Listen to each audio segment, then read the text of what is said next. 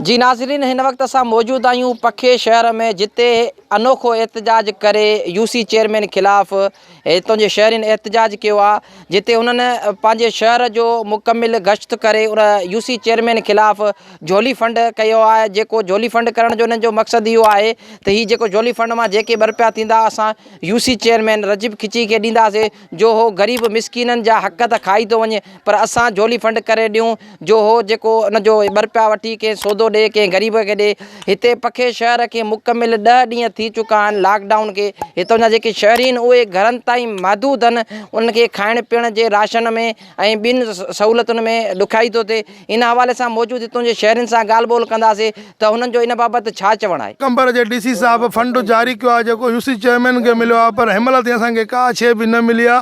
अॼु 10 ॾींहं असांजा नंढा बच्चा बुखुनि ते डान, असां मज़दूर हारी माण्हू ॿाहिरि निकिरूं था त पुलिस निकर नथी ॾे, चए थी घरनि ते हुजो। इन जे करे असां पिन खे घुराए घरनि ॾे ओनो खे हिदायत कयो आहे।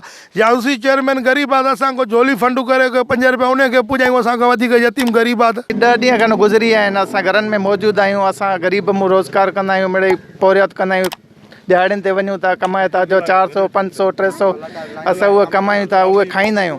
उन्हनि में असां वटि एतिरी बजट न आहे। हुकूमत खे असां अपील था कयूं त असांजे लाइ कुझु सोचियो, असांखे बि का शइ ॾियो त असां बि खाऊं। असांखे 10 ॾींहं गुज़री आहिनि, असां वटि का शइ न आहे। ही 9-10 ॾियारा थी विया आहिनि, असां घर में बंदि आहियूं, मज़दूर माण्हू आहियूं, पोरियो करे खाईंदा आहियूं।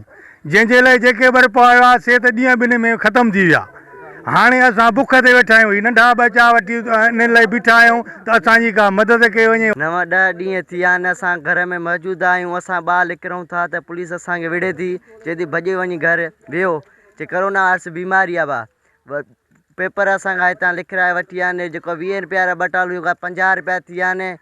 गिहु महांगो थी वियो आहे, अटो महांगो थी वियो आहे, राशन असांखे मिलियो न आहे। जी नाज़रीन, तव्हां इन्हनि जूं ॻाल्हियूं ॿुधी, इन्हनि जो इहो ई चवणु हुयो त असांजो ही अनोखो एहतजाज करणु, ही झोली फंड करण जो मक़सदु इहो आहे त असांजो यूसी चेयरमैन बिल्कुलु ग़रीब आहे, बिल्कुलु मिसकीन आहे।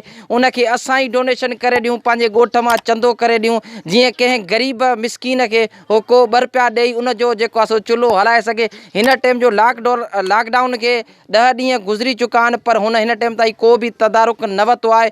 न ई MNA MPA चूंडियल नुमाइंदा हिननि वटि लड़ी आया आहिनि जो हिन जी वार कई वञे, हिननि खे राशन ॾिनो वञे। कैमरामैन खान मोहम्मद चने सां गॾु अब्दुल वहीद मेयो, अवामी आवाज़ TV न्यूज़ पखो। विज़िट कयो अवामी आवाज़ मीडिया ग्रुप जी वेबसाइट awamiawaz.pk।